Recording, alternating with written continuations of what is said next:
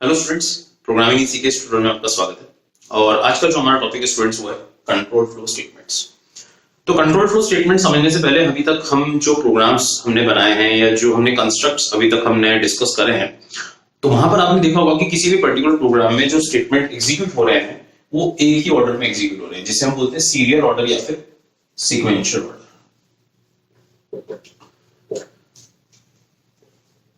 तो स्टूडेंट्स यहाँ पर एक चीज आपको ये समझनी होगी कि जब भी हम सीक्वेंशियल ऑर्डर या सीरियल ऑर्डर में हमारा जो प्रोग्राम है या इंस्ट्रक्शंस है जब हम उन्हें एग्जीक्यूट करना है, तो वहां पर आप अपने प्रोग्राम को जो एस्पेक्ट नहीं दे पा रहे हो वो है लॉजिकल एस्पेक्ट। यानी कि हमारे प्रोग्राम में भी एस्पेक्ट रिक्वायर्ड है, वो है लॉजिकल एस्पेक्ट। अगर हम इस प्रोग्राम को एक लॉजिकल एस्पेक्ट नहीं देंगे तो ये प्रोग्राम सिंपल एक नंबर ऑफ इंस्ट्रक्शंस को एग्जीक्यूट करेगा, एक पर्टिकुलर काम करेगा, मैथमेटिकल कोई भी इक्वेशन सॉल्व कर देगा और उससे ज्यादा कुछ नहीं होगा। तो हमें ऐसे पर्टिकुलर प्रोग्राम्स लिखने हैं जहां पर प्रोग्राम के अंदर लॉजिकल एस्पेक्ट प्रेजेंट हो। और लॉजिकल एस्पेक्ट का मतलब ये है कि प्रोग्राम शायद खुद से डिसीजन ले सके, ये एक लॉजिकल एस्पेक्ट है। प्रोग्राम के अंदर अगर हम चाहते हैं कि कुछ set of statements bar bar repetitively चले तो हम उसे भी लॉजिकल एस्पेक्ट बोलेंगे। आप ये नहीं चाहेंगे कि आपका बार बार प्रोग्राम बंद हो और प्रोग्राम वापस से आप स्टार्ट करें और फिर again same set of data के लिए या डिफरेंट सेट ऑफ डेटा के लिए बार बार आप डेटा एंट्री करें। आप ये चाहेंगे कि प्रोग्राम एक बार अगर शुरू हो तो आपका पूरा का पूरा काम कंप्लीट होने के बाद ही वो प्रोग्राम क्लोज हो। और या फिर कभी कभी तो रिक्वायरमेंट्स ऐसी होती है जहां पर आपको प्रोग्राम बंद होना ही नहीं चाहिए। तो वहां पर क्या होगा कि आपको प्रोग्राम को लॉजिकल एस्पेक्ट देना पड़ेगा। तो इसीलिए लॉजिकल एस्पेक्ट को इंट्रोड्यूस करने से हम जो इंट्रोड्यूस कर रहे हैं वो कंट्रोल फ्लो स्टेटमेंट के थ्रू यूज कर रहे हैं, इंट्रोड्यूस कर रहे हैं, sorry. So control flow statement का मतलब ये कि यहां पर अब क्या होगा कि आपने प्रोग्राम को लॉजिकल एस्पेक्ट दिया। इसका मतलब ये है कि अब आपका प्रोग्राम जो है वो सिंपल सीक्वेंशियल ऑर्डर में या सीरियल ऑर्डर में नहीं चलेगा, ठीक है। तो पहला जो कंट्रोल फ्लो स्टेटमेंट का जो एस्पेक्ट है वो है जिसको हम बोलेंगे ब्रांचिंग। माफ कीजिएगा थोड़ा सा।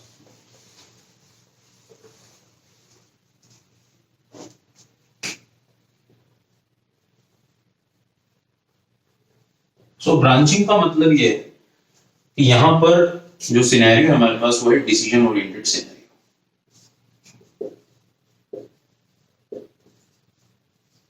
इसका मतलब ये कि हमारा प्रोग्राम एक डिसीजन लेगा और उस डिसीजन के बेसिस पे अगर कोई स्टेटमेंट एग्जीक्यूट करना है तो करेगा, और अगर वो डिसीजन की वैल्यू सही नहीं आती है या नहीं कोई एक स्टेटमेंट एग्जीक्यूट करना है तो वो नहीं करेगा। तो यहां पर आपने ब्रांचिंग के कॉन्सेप्ट के थ्रू क्या किया, डिसीजन ओरिएंटेड सिनेरियो को क्रिएट करा। तो आपने अपने प्रोग्राम को क्या किया, लॉजिकल एस्पेक्ट। पहला एस्पेक्ट तो ये हो गया। सेकंड एस्पेक्ट जो है वो है लूपिंग एस्पेक्ट। तो लूपिंग एस्पेक्ट यानी कि किसी भी स्टेटमेंट को एग्जीक्यूट करना, एग्जीक्यूशन लेकिन रिपीटेटिवली।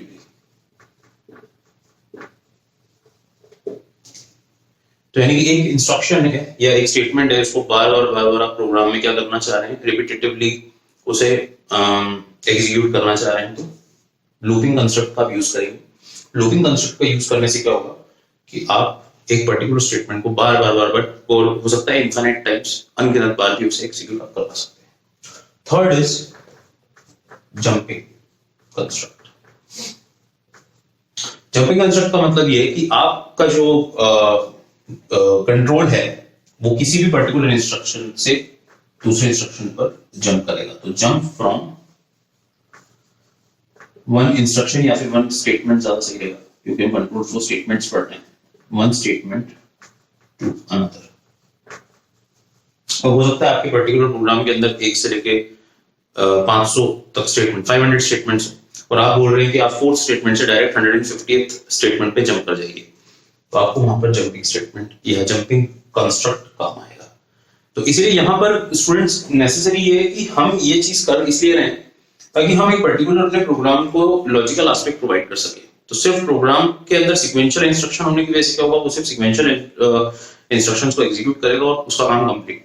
लेकिन वहां पर फेल हो जाएगा जहां पर हमें हमारे प्रोग्राम से ये बोलना है कि आपको डिसीजन अपने एंड पे लेना है। हम छोटी छोटी चीजों के लिए डिसीजन अपने एंड पे ना लेते हुए हम प्रोग्राम को बोलेंगे कि डिसीजन आपको लेना है। तो इसलिए वहां पर आपको कंट्रोल फ्लो स्टेटमेंट्स की जरूरत होगी। तो कंट्रोल फ्लो स्टेटमेंट स्टूडेंट नाम इसलिए दिया गया क्योंकि यहां पर आप देख सकते हैं कि तीनों सिनेरियो में हम एज अ प्रोग्रामर स्टेटमेंट्स को कंट्रोल कर रहे हैं, उसके फ्लो को कंट्रोल कर रहे हैं। जैसे कि ब्रांचिंग में अगर डिसीजन सही है तो ही उस पर्टिकुलर स्टेटमेंट को आप एग्जीक्यूट करें, अदरवाइज नहीं करें। तो ये हमारा एक कंट्रोल हमारे हाथ में हुआ। लूपिंग में भी हमने उसको बोला, we as a programmer looping construct हमारे पास जो अवेलेबल है, हमने उसकी मदद से उसको बोला कि एक पर्टिकुलर स्टेटमेंट को क्या करना है, बार बार एग्जीक्यूट करना है। तो अगर फिफ्थ स्टेटमेंट को बार बार एग्जीक्यूट करना है या इनफाइनाइटली एग्जीक्यूट करना है, तो वो सिक्स स्टेटमेंट पे उस पर्टिकुलर एग्जीक्यूशन के बाद ही आ पाएगा। जब तक मान लीजिए अगर हमने उसे बोला कि 15 बार एग्जीक्यूट करें, आप 15 बार एग्जीक्यूट करने के बाद ही वो सिक्स स्टेटमेंट पे पहुंचेगा। तो इसलिए ये भी अगेन फ्लो कंट्रोल हमारे हाथ में हुआ। जंपिंग कंस्ट्रक्ट में तो आप साफ साफ देख ही सकते हैं कि अगर मैंने उसको बोला कि फोर्थ स्टेटमेंट से 150th स्टेटमेंट पे आप जंप करें, तो ये तो सीधा फ्लो कंट्रोल हम देख ही रहे हैं कि सामने हो ही रहा है। तो इसीलिए यहाँ पर इसलिए इसे फ्लो कंट्रोल स्टेटमेंट कहा गया है। तो लूप कंट्रोल, ब्रांच और जंप, तो इनके कंस्ट्रक्ट्स का मैं थोड़ा सा यहाँ पर एक इंट्रोडक्शन सा दे देता हूँ, एंड देन नेक्स्ट ट्यूटोरियल में हम देखेंगे इनको डिटेल में। तो अगर ब्रांचिंग की मैं बात करूं,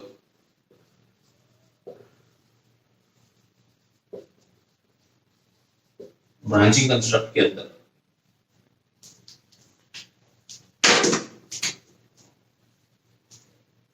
इफ कंस्ट्रक्ट या statement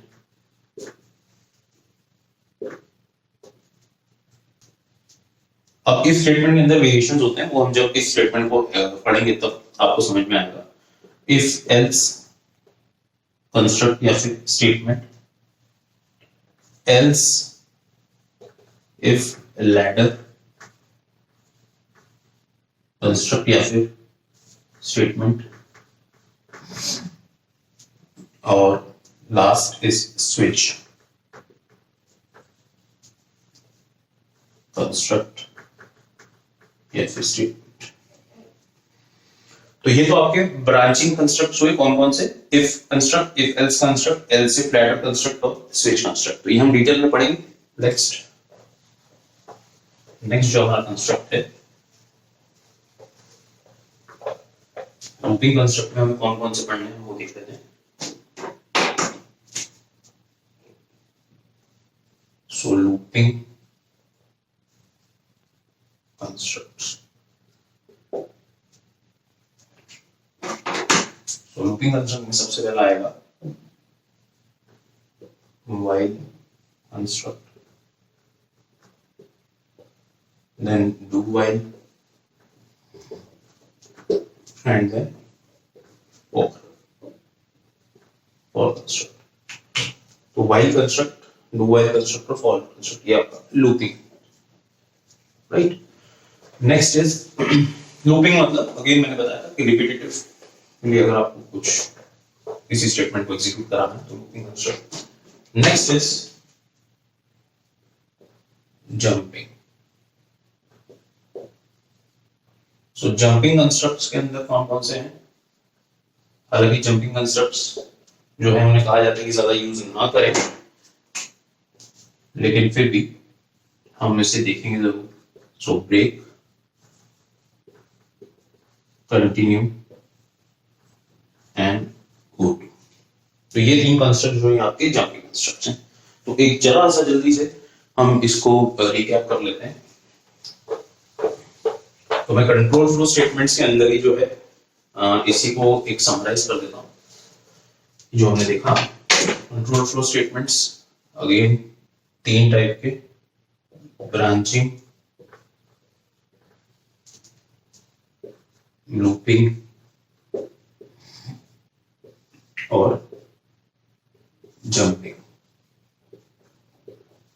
So branching decision based scenario, looping if you want to execute statement repetitively, jumping based scenario directly किसी इंस्ट्रक्शन से दूसरे इंस्ट्रक्शन पे या किसी स्टेटमेंट से दूसरे स्टेटमेंट पे आप चले जाएंगे। सो राइट, ब्रांचिंग के अंदर हमने देखा कौन कौन से हैं,